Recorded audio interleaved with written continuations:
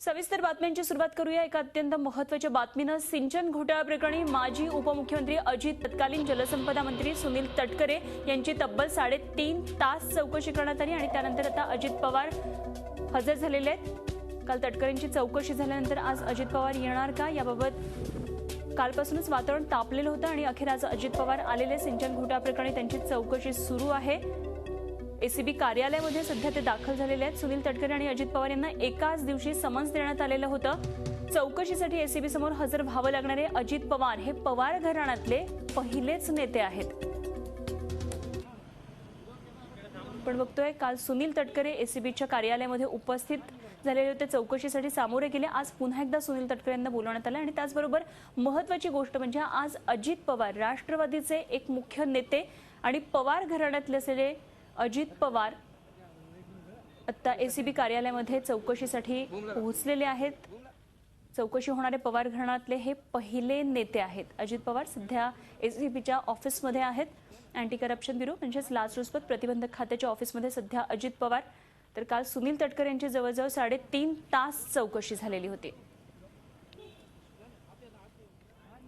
चौकशी होणारे पवार घराण्यातले हे पहिलेच नेते आहेत। खरं तर महाराष्ट्राच्या राजकारणातलं अत्यंत सक्रिय राजकारण केलेले पवार कुटुंबीय, शरद पवारांवरही याआधी अनेक प्रकारचे वेगवेगळे आरोप झाले, मात्र कधी शरद पवारांवर ही वेळ आलेली नव्हती। मात्र आज अजित पवार एसीबीच्या कार्यालयामध्ये चौकशीसाठी उपस्थित आहेत। एसीबी समोर ते हजर झालेले आहेत आणि त्यांची चौकशी आता काही वेळा सुरू होईल। अर्थात ही चौकशी किती काळ चालणार आहे, कितपत अजित पवार या सगळ्या सरकारी अधिकाऱ्यांना सामोरे जात आहेत आणि त्यानंतर काय नेमकी या सगळ्या मीटिंगची परिणिती होती हे सुद्धा आपल्याला बघणं महत्त्वाचं ठरणार आहे। काय नेमकं सध्या एसीबी कार्यालयाच्या समोर हालचाली आहेत जाणून घेऊया। आमचे प्रतिनिधी सागर कुलकर्णी सध्या आपल्या बरोबर आहेत। सागर, खरं तर अजित पवार सकाळपासून येणार आणि आता अजित पवार दाखल होत आहेत, मात्र त्याचबरोबर एक महत्त्वाची गोष्ट, पवार घराण्यातले अजित पवार हे असे पहिलेच नेते आहेत की जे आज एसीबीच्या चौकशीला सामोरे जात आहेत।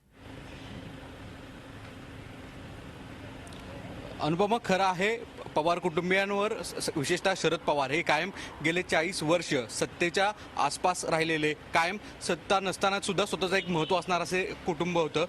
पण त्यांच्यावर आरोपही तितकेच मोठ्या प्रमाणात झाले होते, पण एसीबी अथवा अशा कोणत्याही मोठ्या स्वरूपामध्ये चौकशी अशी दिसत नव्हती। अजित पवार हे आज हे पवार कुटुंबियांमध्ये पहिले व्यक्ती आहेत की ज्यांना एसीबी ऑफिसला यावं लागलेलं आहे।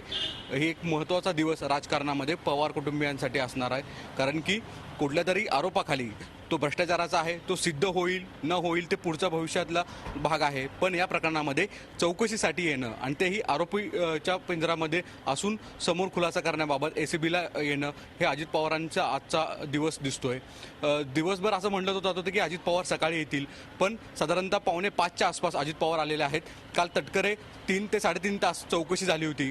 कदाचित भुजबळ ज्यांची जे सार्वजनिक बांधकाम खात्याच्या प्रकरणामध्ये चौकशी झाली होती तेही देखील 6 वाजता आले होते आणि त्यांची उशिरापर्यंत चौकशी झाली होती।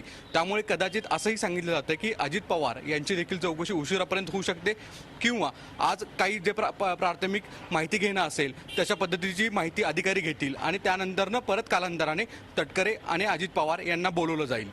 तुर्तास तरी अजित पवार हे एसीबी ऑफिसमध्ये आलेले आहेत। त्यांच्यासमोर त्यांचे काही संबंधित जवळचे लोक आहेत आणि फार काही लवाजमा नाही, या कोणत्याही लवाजमाच्या शिवाय अजित पवार आलेले आहेत आता एसीबी ऑफिसमध्ये। अगदीच सागर, खरं तर एकंदरीतच राष्ट्रवादीतल्या नेत्यांमध्ये पवार घराण्यातले अजित पवार हे तर पहिले नेते आहेतच, एसीबी च्या ह्या चौकशीसाठी जातात असे, मात्र एक वेगळा बाज आहे अजित पवारांचा। ह्या चौकशीमध्ये कशा प्रकारे अजित पवार सहकार्य करतात हे बघणं महत्त्वाचं ठरणार आहे, कारण एकंदरीतच त्यांचा सगळाच रवैया जर बघितला अनेक घटनांमध्ये तर तो अत्यंत अग्रेसिव्ह असतो। काय वाटतं एकंदरीतच, काय अनुमान इथे सांगितले जात आहेत, अजित पवार कितपत सहकार्य करतील, काय नेमकं कशा पद्धतीने चौकशी होऊ शकते? अनुपमा, एसीबीची जी चौकशी आहे ती एसीबी किंवा डीसीपी लेवलच्या अधिकाऱ्यांकडून केली जाणार आहे। पहिल्या माळावर एसीबीच्या मुख्यालयामध्ये ही चौकशी आता सध्या सुरू आहे। अशा पद्धतीने एखाद्या चौकशीला जाणं हे पवार कुटुंबियांसाठी अर्थातच फारसं शोभनीय नाही, या विशेष म्हणजे अजित पवार हे एक राष्ट्रवादीचं आत्ता नेतृत्व करतात. राष्ट्रवादीवर मोठ्या प्रमाणात आरोप होत आहेत भ्रष्टाचाराचे. त्यात अजित पवारांना एसीबीच्या कार्यालयात येणं हे कुठे ना कुठेतरी एका पक्षासाठी फार मोठी एक वाईट घटना म्हणावी लागेल. दुसरी गोष्ट म्हणजे एसीबीच्या बाबतीत जे प्रश्नावली असेल ती विशेषतः कंत्राट पद्धती देण्याच्या पद्धती ह्या अशा वेगवेगळ्या आहेत की ज्या तटकऱ्यांना देखील काल विचारण्यात आल्या होत्या असं समजतं. तशाच प्रकारचे प्रश्न अजित पवार यांना देखील विचारले जातील. झी 24 तास रहा एक पाऊल पुढे.